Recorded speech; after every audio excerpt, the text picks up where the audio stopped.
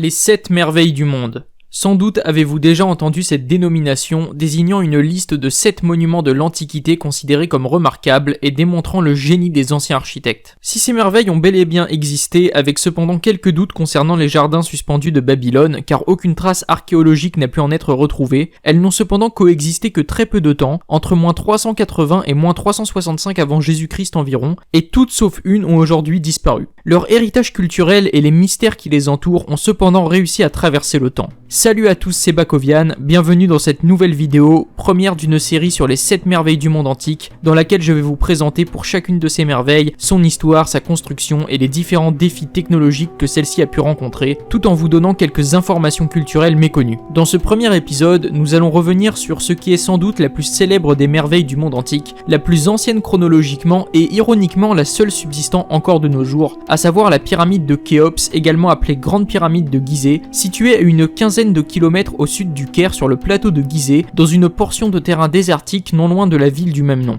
Le plateau de Gizeh est, comme son nom l'indique, une vaste zone plate et désertique, surélevée de près de 50 mètres par rapport au niveau du Nil, sur laquelle furent construits différents monuments funéraires, d'où son surnom de nécropole de Gizeh. Parmi ces monuments, on retrouve les 3 célèbres pyramides, celles de Khéops, Képhren et de Mykérinos, nommées d'après les pharaons qui régnaient à l'époque de leur construction, leur servant de tombe. On trouve également sur le plateau le village des travailleurs où logeaient les ouvriers, ainsi que le célèbre sphinx chargé symboliquement de veiller sur la nécropole. Toutes ces constructions sont datées d'environ 2500 ou 2600 avant Jésus-Christ, soit plus de 4500 ans par rapport à notre époque, mais le plateau de Gizeh en lui-même était utilisé déjà plusieurs siècles auparavant avec la construction de mastaba, qui furent les tombes des pharaons à partir de la première dynastie, sous forme de constructions rectangulaires en surface, abritant une cavité permettant d'accéder aux tombeaux au sous-sol. Les mastabas évoluèrent ensuite progressivement pour devenir de plus en plus grandes, jusqu'à prendre la forme des pyramides à l'époque des 3e et 4e dynasties, cette dernière étant celle nous ayant laissé la plus grande partie des monuments sur le plateau de Gizeh. La grande pyramide de Khéops, la plus ancienne et la plus grande des 3 pyramides principales, est donc à la base un tombeau, celui du pharaon Khéops, 2e pharaon de la 4e dynastie, qui régna autour de 2600 avant Jésus-Christ.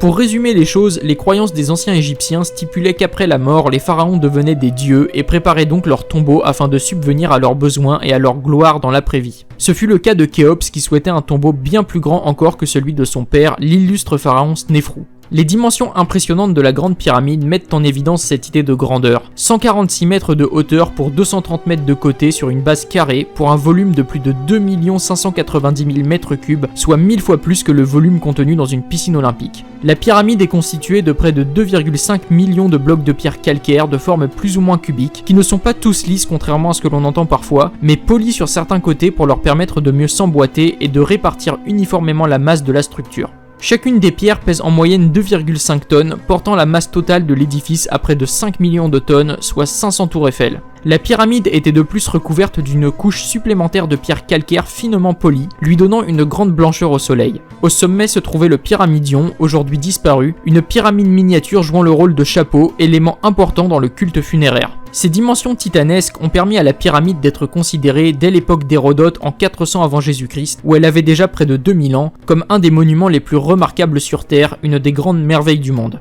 Les caractéristiques techniques de la pyramide, notamment la précision de construction, de l'ordre de quelques millimètres pour la longueur des côtés de la base, ou encore sa quasi-parfaite orientation suivant les points cardinaux, chacune des faces de la pyramide étant parfaitement orientée suivant le nord, le sud, l'ouest et l'est, met en évidence le fait que les anciens Égyptiens disposaient d'un immense savoir-faire technique et de connaissances scientifiques avancées, particulièrement en astronomie, et connaissaient la notion d'équinoxe permettant de mettre en place des méthodes d'alignement suivant les points cardinaux. De plus, la pyramide comporte en réalité 8 faces, étant donné que chacune des 4 faces principales est subdivisée en 2 facettes à l'aide d'un renfoncement creux invisible à l'œil nu, mais bien visible lorsque la lumière du soleil est rasante, montrant là les connaissances importantes en optique et mathématiques des Égyptiens. Ce degré de précision phénoménal et l'aura globale dégagée par la Grande Pyramide, couplée à l'isolement du site de Gizeh et au peu de sources historiques sur la 4e dynastie, ont conduit à l'apparition d'un grand nombre de théories plus ou moins sérieuses sur la méthode de construction, allant jusqu'à l'idée d'une aide extraterrestre. Il est vrai cependant que certaines versions largement diffusées, comme celle d'un polissage des pierres à l'aide d'outils manuels et de percussions répétées, semblent peu crédibles en raison de la tâche phénoménale à réaliser, ainsi que le fait que la construction se serait déroulée sur une durée approximative d'une vingtaine d'années seulement. Mais quelle est alors l'explication la plus crédible concernant la méthode de construction ?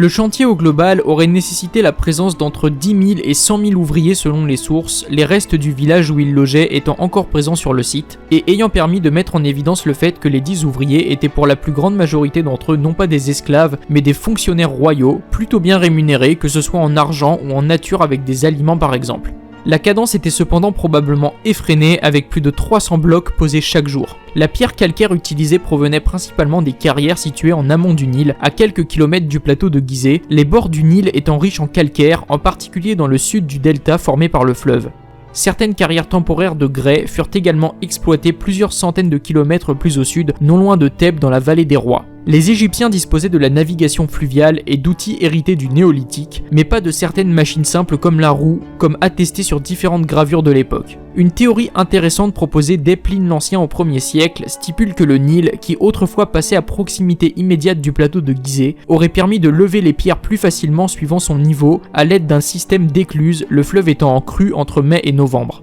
De plus, d'après Hérodote, les Égyptiens avaient à leur disposition de grands outils en bois dont aucune précision supplémentaire n'est donnée, mais il est possible que ces outils correspondent à des systèmes de levier de grande taille ou encore à des shadoufs, appareils semblables à des grues. Une fois déchargées, certaines pierres étaient polies selon les besoins et traînées par plusieurs centaines voire plusieurs milliers d'ouvriers à l'aide d'un astucieux système de plans inclinés qui pouvait serpenter autour de la pyramide ou encore d'accéder perpendiculairement à certains étages de la construction, chaque étage servant de base pour construire le suivant. L'utilisation de ces rampes n'est pas une certitude, d'autant que dans le cas de rampes frontales, la quantité de pierres requise pour les construire équivaudrait presque à celle de la pyramide elle-même. L'usage des rampes reste cependant l'explication la plus probable, car il en subsiste des traces d'utilisation sur la pyramide de Képhren ou celle de Meidoum un peu plus au sud, construite à la même période. Dans le cas de la pyramide de Khéops, une théorie plus précise, proposée par l'architecte français Jean-Pierre Houdin, s'appuie sur des indices donnés par la disposition intérieure de la pyramide. L'entrée principale, encore verrouillée, est située sur la face nord,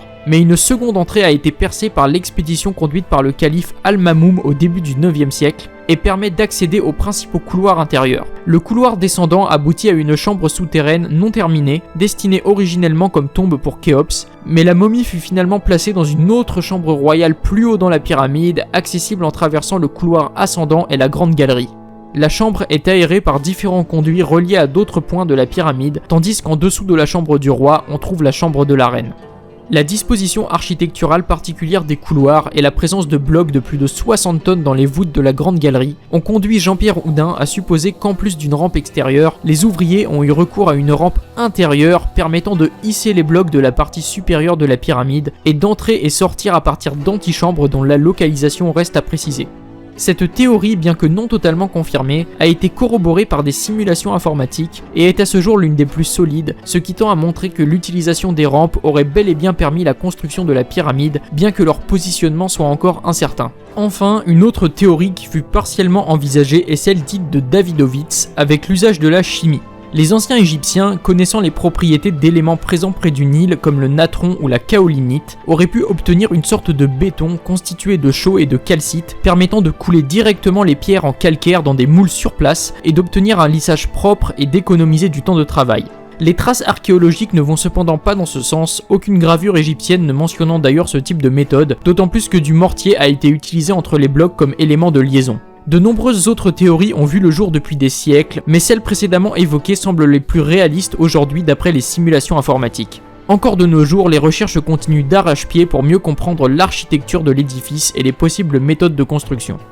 De par son ancienneté, la pyramide ayant déjà près de 2500 ans du vivant de Cléopâtre, elle a traversé les époques et s'est imposée depuis la nuit des temps comme l'une des grandes merveilles du monde. Les premières descriptions faites de la pyramide datent d'Hérodote, de Diodore de Sicile ou encore de Pline l'Ancien, et plusieurs expéditions à caractère scientifique ou archéologique ont eu lieu dès le Moyen-Âge, notamment celle du calife Al-Mamoum qui aurait souhaité explorer l'édifice mais aussi en récupérer les trésors. S'il n'y trouva rien de très précieux, ses ouvriers purent percer un couloir important sur la face nord évoqué précédemment, qui servit pour les expéditions ultérieures, notamment celles de Napoléon ou de grands égyptologues au XXe siècle, qui ont permis de décrire plus précisément la structure et d'amener les principales théories quant à son utilité ou aux méthodes de construction. Ainsi, la grande pyramide de Khéops, tout comme d'ailleurs ses petites sœurs, renferme encore bien des mystères à résoudre, mettant en évidence tout le génie des architectes du monde antique. Elle est aujourd'hui l'un des principaux sites touristiques du monde, le principal d'Égypte avec plus de 14 millions de visiteurs chaque année sur le plateau de Gizeh, et est naturellement inscrite au patrimoine mondial de l'humanité de l'UNESCO depuis 1979,